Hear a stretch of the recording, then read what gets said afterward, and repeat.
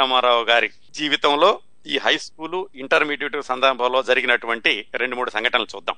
ఒక చిన్న ప్రేమ కథ నడిచిందట అండి. ఈయన హై స్కూల్లో ఉండగా ఒక చిన్న ప్రేమ కథ నడిచిందట. ఈయన 10వ తరగతిలోనో SLCలోనో ఉన్నారు.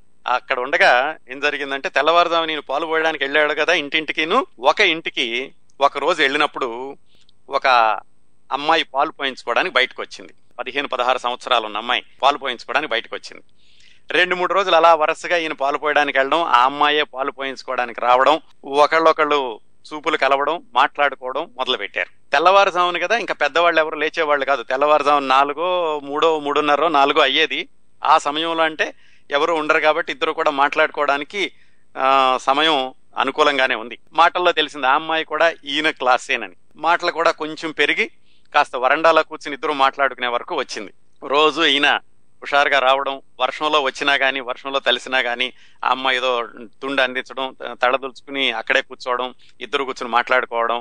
ఇంటి వెనకాల వరండా కాబట్టి ఇంట్లో వాళ్ళకు కూడా తెలియదు, తెల్లవారుజామును కాబట్టి పక్క వాళ్ళు కూడా ఎవరు చూసేవాళ్ళు కాదు.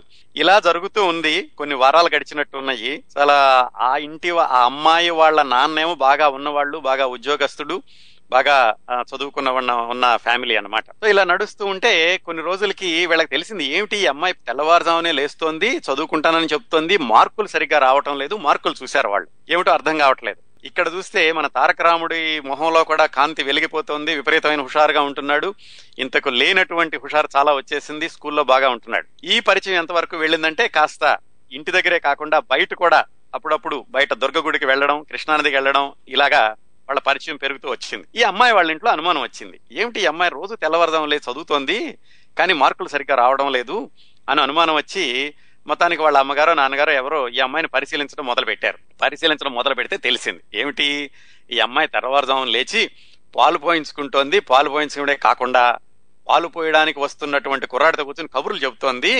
అందువల్ల అనుకుంటాను ఈ చదువు కంటే కూడా ఈ అమ్మాయికి మార్కులు సరిగ్గా రావడం లేదు అని మొత్తానికి వాళ్ళకి తెలిసిపోయి ఒకరోజు వీళ్ళిద్దరూ మాట్లాడుకుంటూ ఉండగా వాళ్ళ అమ్మో నాన్న వచ్చి చెప్పారు, బాబు నువ్వు పాలు పోయడానికి వస్తున్నావు, బాగానే ఉన్నావు, కానీ ఒక పని చెయ్యి, ఇంక నుంచి నువ్వు పాలు పోయడానికి రానవసరం లేదు, మేము మీ ఖాతా మానేసుకుంటున్నాము అని చెప్పారు. ఆయనేమో పెద్ద గొడవ ఏం చేయలేదు, సరే నెమ్మదిగా వచ్చేసాడు. ఎందుకంటే కష్టపడే మనస్తత్వం కానీ ఎదురు తిరిగే మనస్తత్వం ఇలాంటివి ఏమి లేవు కదా. సరే ఇంటికి వచ్చేసాడు.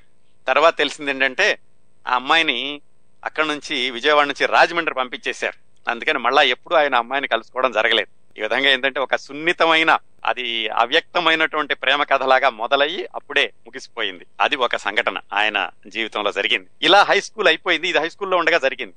హై స్కూల్ అయిపోయింది. SRR కాలేజీలో ఆయన ఇంటర్మీడియట్ కి జాయిన్ అయ్యారు. ఆ SRR కాలేజీలో ఈయనకి తెలుగు నేర్పిన ఆయన పేరు విశ్వనాథ సత్యనారాయణ గారు.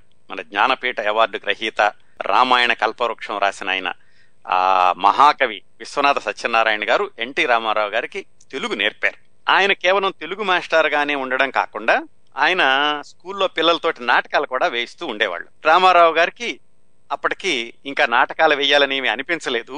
కాకపోతే విశ్వనాథ సత్యనారాయణ గారే, కుర్రాడు బాగున్నాడు, ఎర్రగా బుర్రగా మంచి పర్సనాలిటీ, చాలా వాయిస్ కూడా బాగుంది అని చెప్పి ఈయనతోటి మొట్టమొదటిసారిగా స్టేజ్ ఎక్కించడానికని ఆయన ప్రయత్నాలు చేశారు. ఆ నాటకం పేరు రాచమల్లుని దౌత్య కార్యం.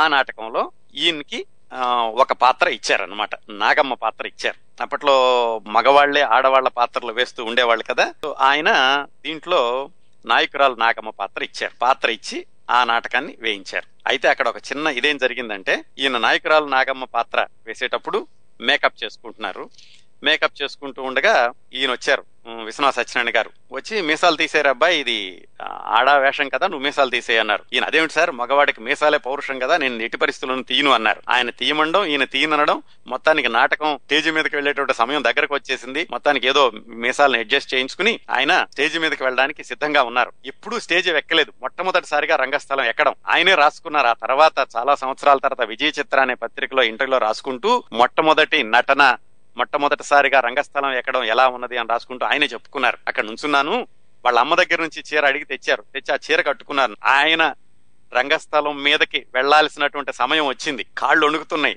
ఏం చేయాలో తెలియట్లేదు. మొత్తానికి వెనకాల నుంచి ఎవరో తోసేసరికి స్టేజ్ మీదకి వెళ్ళిపోయాడు. ఎదురుకుండా అందరూ ప్రేక్షకులు కనిపిస్తున్నారు. ఎక్కడి నుంచి వచ్చిందో ధైర్యం, మొత్తానికి డైలాగులన్నీ ఆయన ఏమాత్రం మర్చిపోకుండా ధైర్యంగా డైలాగులు చెప్పేశారు. దాంట్లో అందరూ మెచ్చుకున్నారు. అందరూ కూడా ఆయన్ని నాగమ్మ, మీసాల నాగమ్మ అని పిలవడం మొదలు పెట్టారు. విశ్వనాథ్ సత్యనారాయణ గారు కూడా పర్వాలేదు, కుర్రాడు నా పరువు నిలబెట్టాడు మీసాలు ఉండగాని అని చెప్పి ఆయన కూడా చాలా సంతోషపడ్డాడు.